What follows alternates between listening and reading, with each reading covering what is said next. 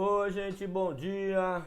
Como eu falo sempre, bom dia, boa noite, boa tarde, boa madrugada, bom final de semana, bom sábado, bom domingo, bom feriado. Esses cursos online é engraçado que a gente nunca sabe quando vocês estão assistindo isso. Então a gente dá bom dia eu dou bom dia, dou boa tarde, boa noite o tempo todo. Então, gente, continuando, né, com o nosso curso, agora a gente vai adentrar na fase C, no Control, super, hiper, master, mega, blaster, importante, tanto quanto todos os outros, as outras fases, né? Desde quando a gente veio lá do D, né? Que D Mike, né? Depois passou foi o D que foi definir, foi o M que foi medir. Depois que mediu, a gente botou o Azinho que analisou. Depois que analisou, descobriu a causa raiz, a gente tomou ação e melhorou, fez o I do improvement, do melhoria. Melhorou, deu tudo certo, agora a gente vai o quê? Controlar tudo aquilo que a gente fez e deixou pronto. Se a gente não controlar, não deixar sustentável, o que vai acontecer? Tudo que a gente fez vai voltar para o passado ou pior ainda, ou tornar uma coisa pior ainda. Então, essa fase de control é importante. Uma vez me perguntaram qual era a fase mais importante do DMAIC. A fase mais importante do DMAIC, gente, para mim, é o resultado. Tem que dar resultado. Por mais que você erre aqui, não acerte direitinho aqui, faça uma análise mais ou menos, não melhore tanto, mas o resultado tem que acontecer. Essa é a fase importante. É onde você tem que dar importância. Aí quando você pensa no resultado ser a parte mais importante, aí você pensa que a parte mais importante agora é o DMAIC todo. Não adianta somente você definir bem, mas não analisar direito, não melhorar, ou definir mal e aí analisa mal, aí bota uma melhoria muito mal. Então, gente, não adianta. Para mim, a fase melhor é o resultado, é lá o final. Deu resultado, alcancei a meta. O que eu queria eu alcancei, dei o resultado. Então, se eu alcancei o resultado é porque alguma coisa de bom aconteceu no meu DMAIC, tá? Então, a importância para mim do resultado faz com que eu dê importância a todas as letrinhas DMAIC do meu processo, tá, gente? Esse é o que a Luiz Moraes deixa para vocês como uma dica. É o que eu penso. Então, a fase de control, tá? Essa fase que a gente vai começar a ver. Primeiro aqui de novo, pegar o nosso laser. Então, ó, nesta fase, as melhorias do processo, o que você fez de melhorias, serão avaliadas e deverá ser verificado se as mesmas estão ocorrendo como previstas. Essa frase que eu falei agora, tanto acontece um pouco também lá no improvement. Você quando bota a melhoria, você também checa se a melhoria está boa, se realmente conseguiu. E aí é como uma transição. Quando você já conseguiu o resultado, você está na transição da melhoria para o control. Ah, eu estou checando também aqui, estou vendo que está tendo resultado, agora eu vou criar o meu controle, tá? Mas aí, quando entra na fase de criação de controle, você continua medindo a melhoria para saber se não vai cair, se não só foi fogo de palha, só começou a colocar o negócio, deu aquela melhoria, todo mundo quis fazer, melhorou, mas depois o negócio não estava tão bom, aí começou as pessoas deixando de fazer e o negócio voltou a ficar ruim. Então você aí no control continua por um tempo medindo, 1 mês, 2 meses, continua medindo juntamente com quem vai falar aqui na frente, que é o dono do processo, para ver se o teu processo ficou realmente sustentável. Essa é a esperteza do Greenbelt. Ele tem que deixar o processo sustentável, para quando ele deixar lá e virar as costas do processo e for fazer outro projeto, ele deixou o dono do processo sustentando o processo conforme foi tudo combinado. Que é o que você tem que fazer nessa fase do control. Passar o bastão para o dono do processo. Agora, passar como?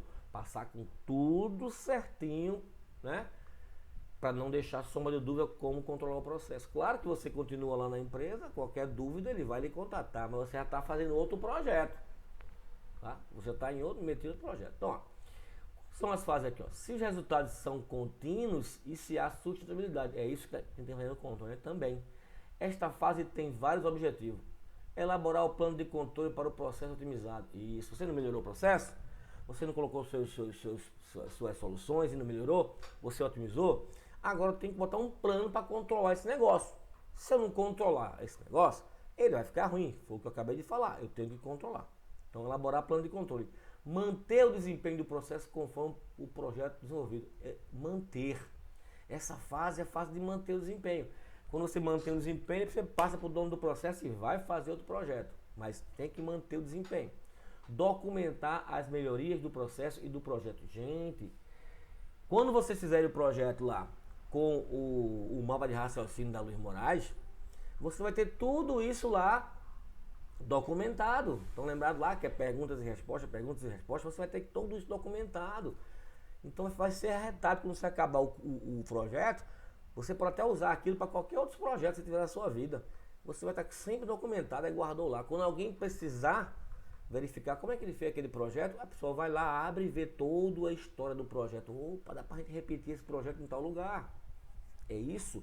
Lições aprendidas. Isso é que a gente tem que deixar. As melhorias do processo documentadas.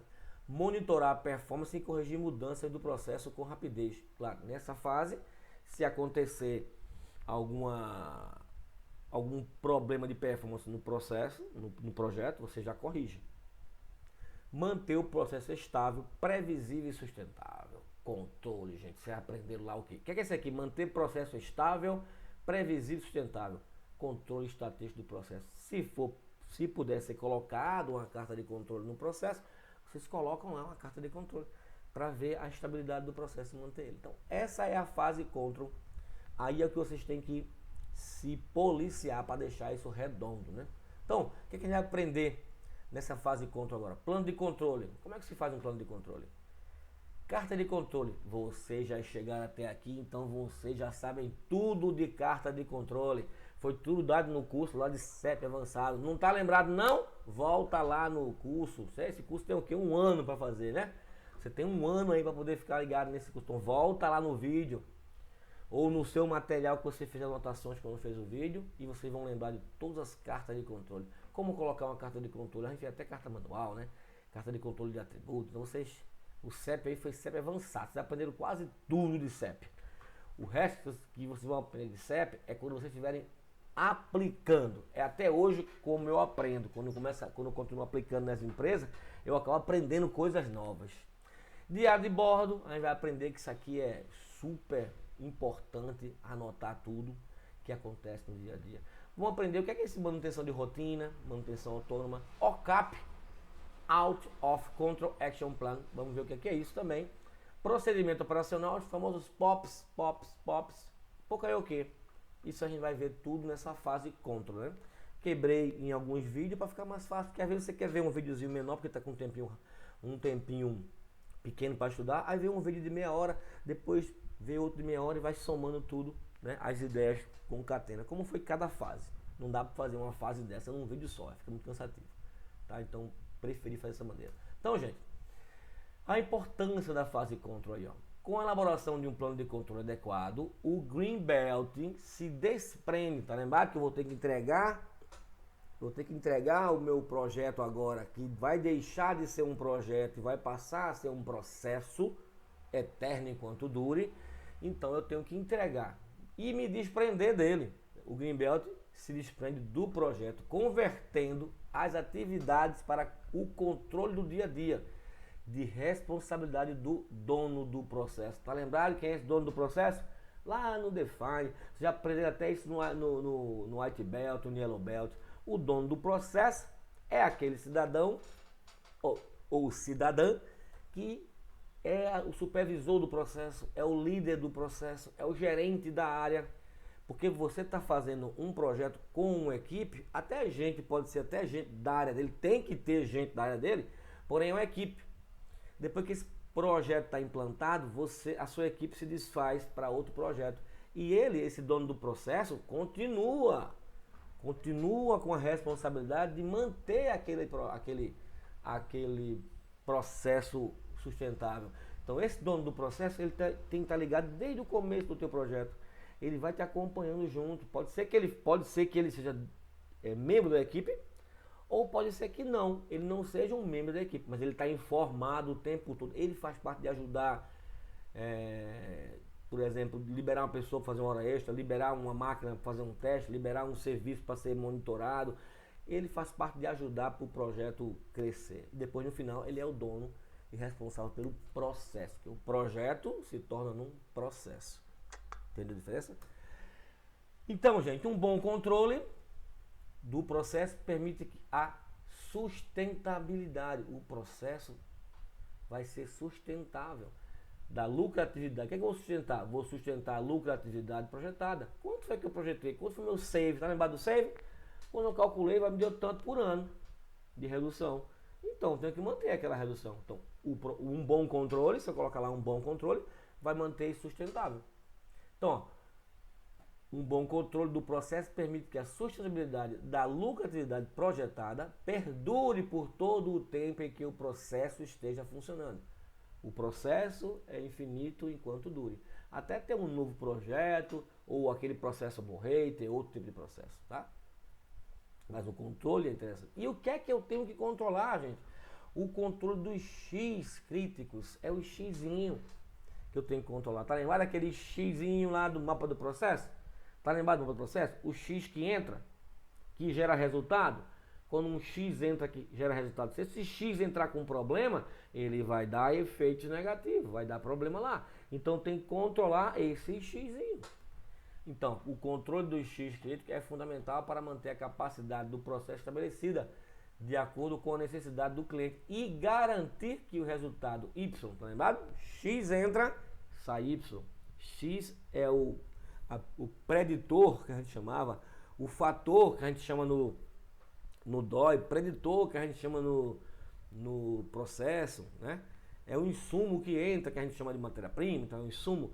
Isso eu vou controlar X para ele me dar um resultado satisfatório. Esse X pode ser um produto, um insumo ou ser uma informação. Ah, quando é que é a informação? Por exemplo, temperatura. Temperatura é uma informação, mas forno é um equipamento. Aí forno é um físico, equipamento. Opa. O termostato, se for um X, é um equipamentozinho. Mas a temperatura é uma informação. O tempo que passa dentro do forno é uma informação. Mas o cronômetro que está no forno medindo a o tempo é um físico. Aí você tem que estar sacando que esse X pode ser uma coisa física, um produto, ou pode ser uma informação. Mas não deixa de ser um X e não deixa de ser importante, dependendo de cada processo analisado. Certo, gente? Então essa fase de controle, aí você passa o bastão, depois que essa parte aqui, ó, estiver plenamente atendida, você passa o bastão para o dono do processo. E a gente vai seguir primeira coisa aqui. O que é esse plano de controle? Plano de controle do processo. Eu quero controlar o processo para me garantir que o produto vai sair ok. Então existem diversos tipos de plano de controle. Eu vou mostrar umas duas caras aqui boas, mas se você puder pesquisar na internet, você vai pesquisar um monte em PDF, um monte em Excel. Dali você pode pegar ele e criar o seu, a sua empresa criar como eu controlo meus produtos, né? Então, da mesma coisa que a gente vai ver os pop na frente, evitar muito texto no plano de controle, né? Evitar colocar coisas mais visuais, que é mais fácil de entender. Então, ó, é um documento utilizado para minimizar as variações.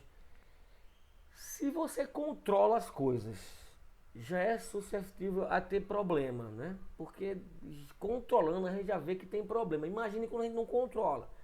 Quando não tem quem meça, onde meça, quanto meça, quem vai medir, como vai medir, onde eu vou registrar, como analisar, se der algum problema, o que é que eu vou fazer. Se não tem nada disso, fica ao Deus dará e cada um faz da forma que bem quiser e bem entender. Aí começa a vir aquelas culpas, você foi culpado, você foi culpado. E no final das coisas, o culpado é a gestão, porque não deu recursos nem condições para você ter um controle satisfatório. Então, gente, plano de controle tem que existir. Ó, é um conjunto de boas práticas, especificações, sistemas e informações que juntas devem monitorar as características chaves do processo para deixá-lo estabilizado e previsível. Então aí vai estar uma medição, vai estar uma especificação, vai estar uma boa prática de como fazer um manuseio, por exemplo, né? Quantas peças cabem numa embalagem, por exemplo. Qual é a forma de embalar? Eu vou botar 5 peças uma em cima da outra, eu não posso colocar uma peça em cima da outra. Então você define tudo isso no seu plano de controle. E o plano de controle é vivo, você pode estar mudando ele, alterando a cada tempo, a cada momento, depende da melhoria que você fizer no seu processo. Tá? Então, uma das caras aqui, ó, antes de mostrar a cara, como é que eu vou construir? O que é que eu vou fazer primeiro para construir o plano de controle? Então tem umas perguntas aqui, ó, que são fundamentais. Perguntas importantes para determinar as informações do plano de controle. O que é que eu tenho que botar no plano de controle? Primeiro, o que fazer para prevenir o erro a não acontecer? O que é que eu faço para não acontecer? Eu tenho que colocar lá dentro do meu processo. Quando vocês fizeram o FEMEA, lá na frente, mapa de processo, fez todas as análises, você sabe lá o que acontecia, o que podia acontecer no problema para dar um Y, para dar um resultado negativo. Então, para evitar aquilo, o que é que eu posso fazer para evitar que aconteça aquilo que eu vi lá nas ferramentas, né? Que a gente mediu o processo e analisou o processo, a gente já aprendeu um bocado de ferramenta. Então, o que fazer para prevenir o erro? Depois você tem o que? O que fazer para detectar o erro? Eu preveni, beleza, não vai acontecer. Mas aconteceu. Aconteceu. Quando aconteceu, o que eu faço para detectar o que aconteceu? Então eu posso colocar alguns artifícios, né? Informações e artifícios dispositivos que vai me dizer, que vai me mostrar o que aconteceu, tá aqui, tá na minha mão. O que fazer para o erro não contaminar o processo? Conter, pronto. Aconteceu e eu contei quase que imediato um do outro, né? Aconteceu, contive. Aconteceu, detectei. Agora eu vou conter como? Eu vou botar dentro de uma caixa fechada, lacrada com cadeado. Vou pintar de vermelho, jogar dentro de uma sucata. A gente vai botar aqui, vai cortar, destruir, vai queimar, vai tocar fogo, vai derreter. O que é que você vai fazer para que essa falha que aconteceu, que está com um problema, não vá para aquelas peças, aquele serviço ou aquelas informações que você está mandando para o cliente, tá? Então essas 3 perguntas aqui são fundamentais. O que fazer para prevenir o erro, o que fazer para detectar o erro quando aconteceu e o que fazer para o erro não contaminar o processo. O que é que eu vou fazer? Eu vou jogar isso dentro do plano de controle. Aí de onde é que vem o plano de controle? A fonte de entrada de dados para a elaboração do plano de controle. Como é que eu vou fazer um plano de controle? Vem, faz um FEMEA, você vai aprender a fazer um FEMEA. No FEMEA você vai detectar um monte de coisa que pode acontecer e você pode evitar. E se acontecer, você pode detectar. E se você detectar, você pode conter. Especificações do cliente, o cliente não vai especificar? Ali também vai entrar no plano de controle, as especificações do cliente, para você conseguir medir, checar. Carta de comportamento do processo. Eu posso ter uma carta de comportamento porque eu estou prevenindo não acontecer. Mas se acontecer um ponto fora, eu detecto, porque minha carta de controle detecta. Detectei, faço o quê? Aí eu vou conter. Aí tá aqui o conter. Na carta de controle, vai junto diário de bordo. Vamos aprender aqui na frente, diário de bordo na carta de controle, para saber o que eu tenho que fazer. Capacidade do processo também, posso ter essa informação de capacidade. Diagrama de árvore também, eu faço aquele diagrama de árvore e ali eu vou descobrir um monte de coisas, um monte de soluções, ou um monte de problemas ou causas que eu possa colocar dentro do meu plano de controle. Olha, aquela causa lá pode acontecer, leva ela ao ponto do plano de controle. A especificação já também duplicou aqui, essa aqui foi duplicada porque essa aqui é super hiper importante. Especificações do cliente e aqui especificações do cliente. Recomendação do cliente também tem alguma recomendação e outros. Aí vai ter vários tipos de onde você possa detectar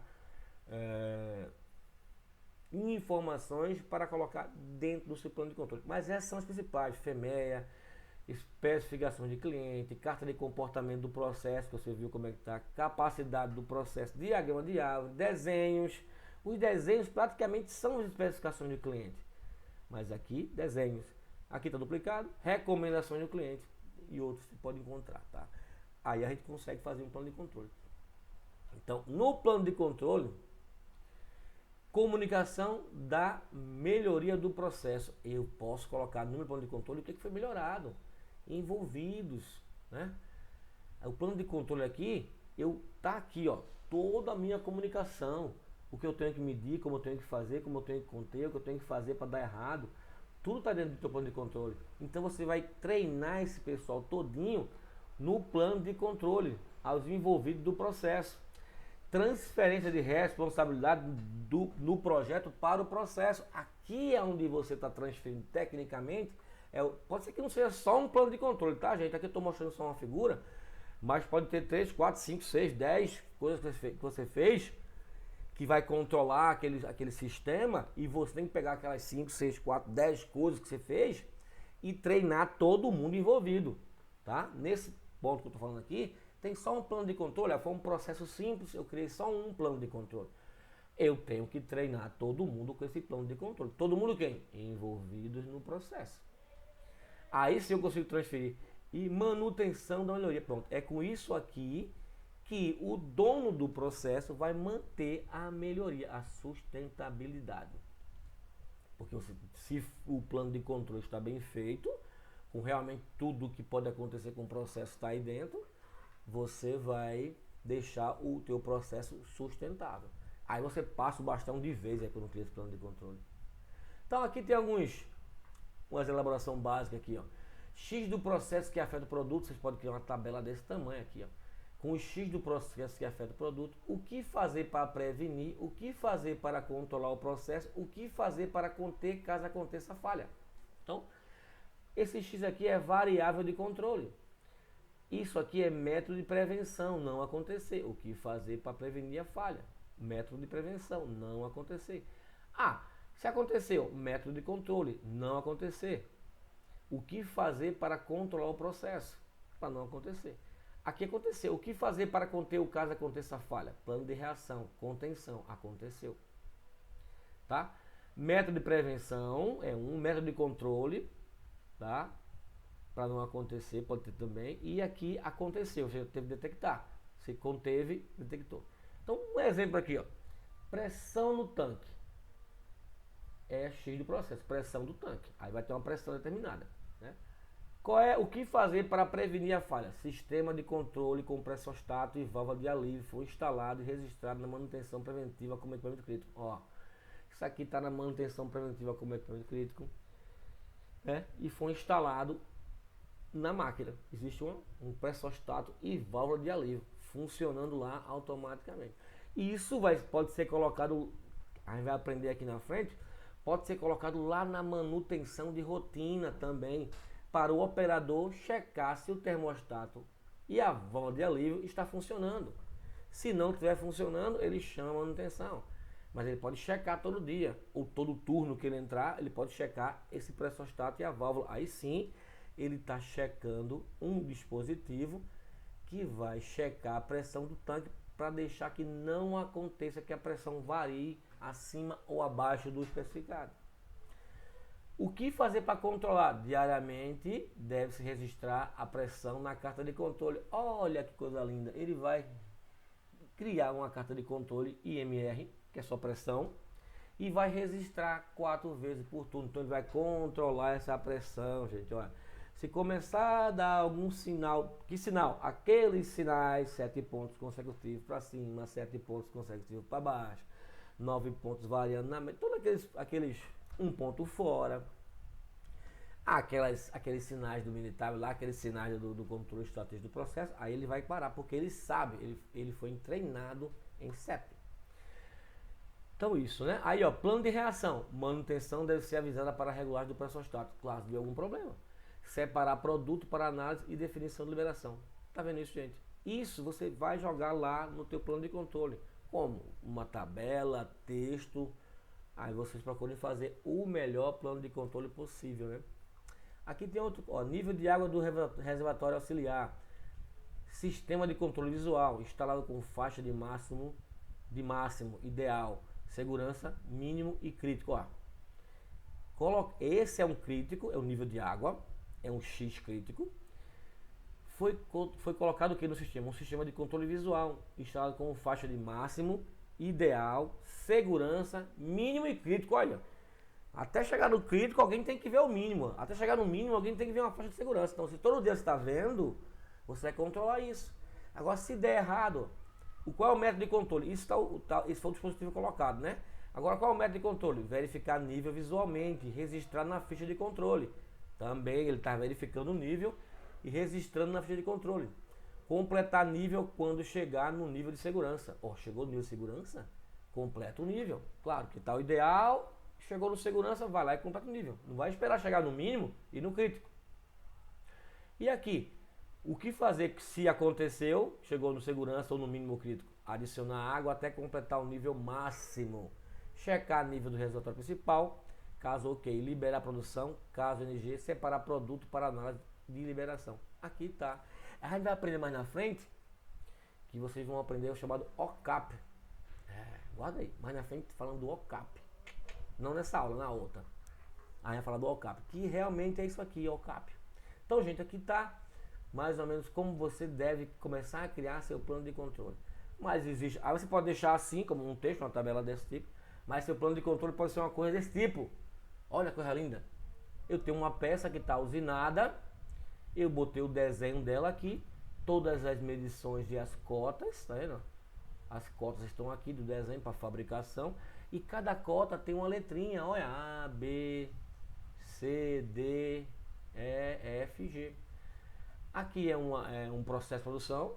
Aqui podia botar a logomarca do cliente, sei lá. Aqui é cliente, peça, código está fechada porque essa é uma peça real.